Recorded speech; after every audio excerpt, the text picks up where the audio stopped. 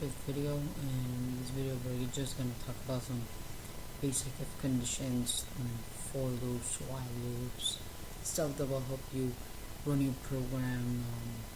You don't have to. So basically, an if condition is gonna happen if the condition is true, and while loop is gonna happen when the condition in the while loop is true, and a for loop is gonna happen. Like, it's just all the same thing, but they're used for different tasks. So first I'll just talk about if condition. This is just the program we had from the last video. I'm just gonna create a program and call it if.html. Just close the other one, and I'm just gonna create a template.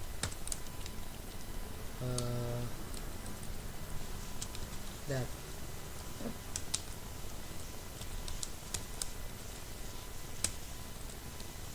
function initialize, then style for the CSS. As you guys can remember, script is for JavaScript, style for CSS, and then onload right here. It's just the basic stuff. You guys would know. And then that's it. That's like the basic template, and just save it. So for now, I'll just create two buttons and the div. So say the button is say 1, and then I'll create a function right here. Function click me, and then the button I'll create a parameter because I'll have two buttons, one with the number 1, the other with the number 2, so call it num, and then the function. So that's it. So if we do that, I can call it right here on click. Oops.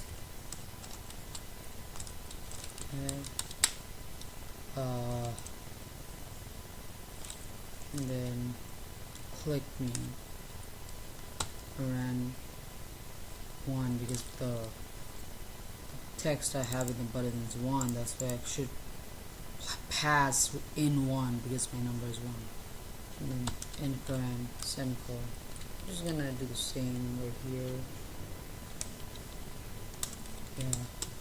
And then change this to 2. Change this to 2. Alright. So those are my two buttons, and then so one more thing with HTML, you can create your line. So if I put a break BR right here, it's gonna create a new line. So basically the button's gonna be on the first line, and then I'll go on a new line, the second one is gonna be there. There's also something called the NBSP, so you gotta put a ampersand NBSP in the semicolon. That's like a space, equivalent of space.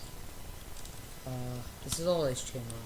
You just copy this over a few times, multiple spaces, and then I'll have a div,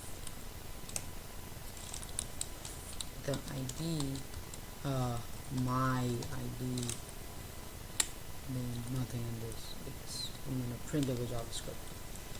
So first, as you know, I'm gonna initialize my variable of my ID. I'll say my element equals to document, document, because that's what that the ID is in the document. So document, and then dot get element by ID. There's also something called get element by name. If you put the div, it's gonna take in all the div elements, but we'll talk about that later in another video. That's for another time. My ID, do that. Then we're gonna have a display function too. So function display. Okay, I know that I really didn't talk about functions right here. A function is like I don't really know how to describe this, but basically a function is like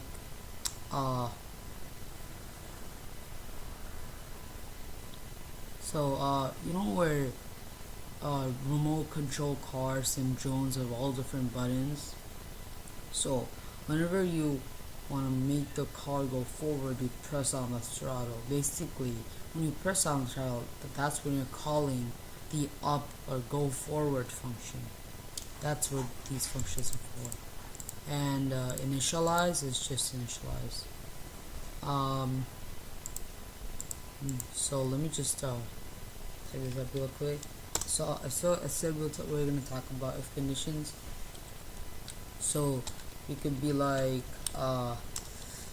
if, let's say, write if condition, and then num, because that's our parameter, like whatever we pass in is still gonna be called num, because that's what we call it. If I call a number, then I have to say number right here, equals, because if you put 1 equals, it's gonna set it just like right here. We're setting my element to document.get element by ID. So if we have a double equals, that's gonna check if this is true. If number is equals to 1, because we passed in a 1 right here, then open curly brackets, that's like a basic if condition. Now it's gonna so hold on a sec, and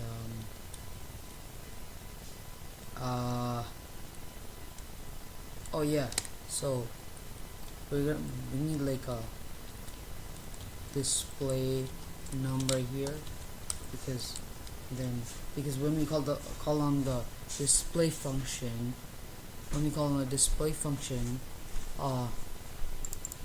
from click me, we're gonna pass in this number, and this guy is gonna display the number.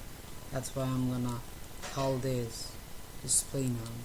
So I'll say my element dot inner HTML equals to display num. Yeah. So that what that's doing is whatever variable you pass into here, it's gonna display it in my element div, which you initialize over here, and set that the ID is my ID, and you set to my ID right here. So basically, when a user, we didn't finish it. Hold on. So if the number is equals to 1, you're gonna display 1, and then if number is equals to 2, you're gonna display 2. So now let's run it. We'll see if that's HTML. So now we have 2 buttons. I hope this works. 1, yeah, right there. If I press 2, that should change to 2, and then back and forth. Yeah. So there's one more way of doing this, and that is with else. So if you guys ever heard, there's an if condition, there's an else. So basically, instead of doing this, I could be like else, and then so else but if this condition is true, then it's gonna do that and then finish the program. If it's not true, then it's gonna go to else. So let's say if it's not equals to 1, I'm just gonna display 2, because I don't have any more buttons. If I had a 3, I'd probably put another if condition in else, saying that. So this is saying that if it's 3, then display 3. So now I could be like below, and it still works. It's the same thing. Now, if I create one more button,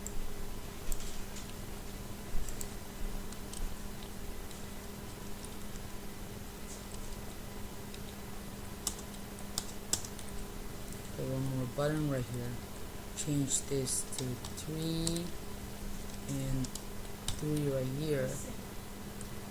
Now I can create another if condition in else, saying if number is equals to 2, then you're gonna display 2, and then else because after this condition is not true, it's gonna go to the second else. It's gonna display. So this is basically what you're like trying to accomplish. This is very efficient because if it already finds 1 in the first place, then it's not gonna go through the rest of the code, making your program much faster. Like on a program of this scale, it doesn't really matter because it's like only 40 lines of code, but 40 lines of code right here.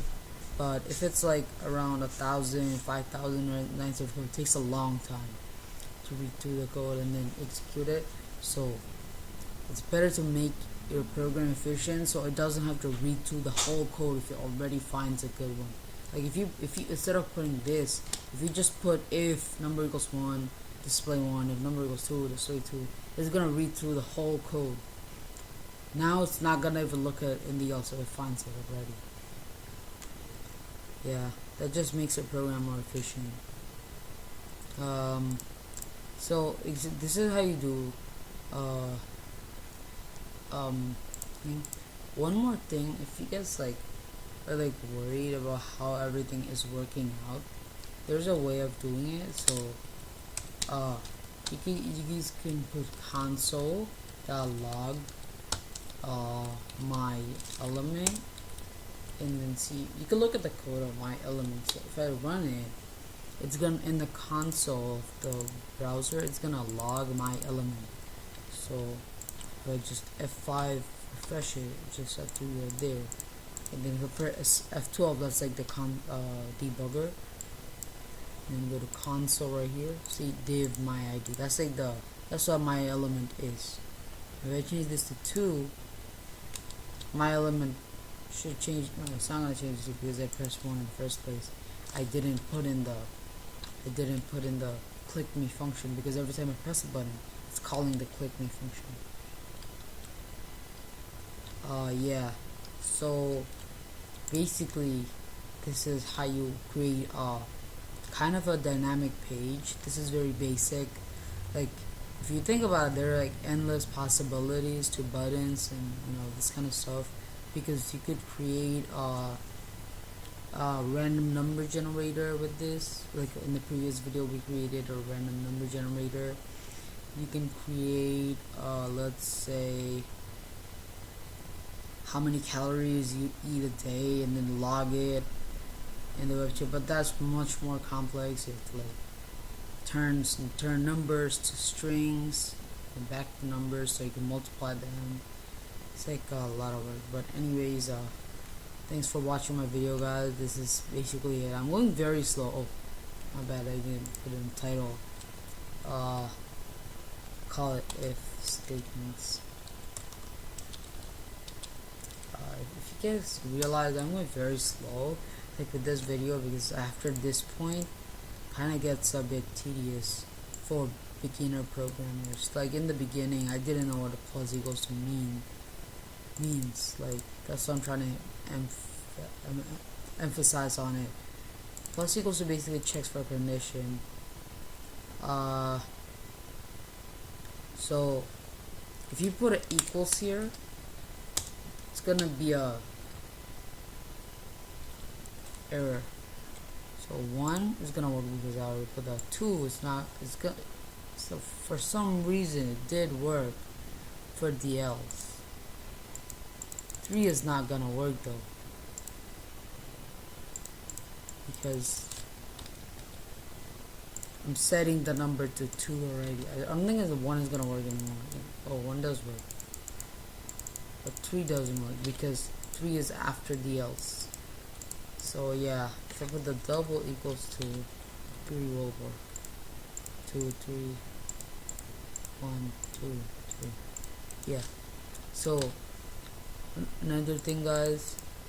So always remember, equals means setting the value to something. Double equals means checking if they are.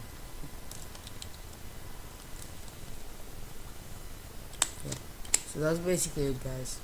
Try to remember like what I say. If you have any problems, comment on the videos and I'll try to reply to you as soon as possible. I'll probably put up this code in Google Drive and share them with you guys if you want to see it. Just comment if you want to do it. Thanks, guys. Thanks for watching my video. Please like and subscribe my channel.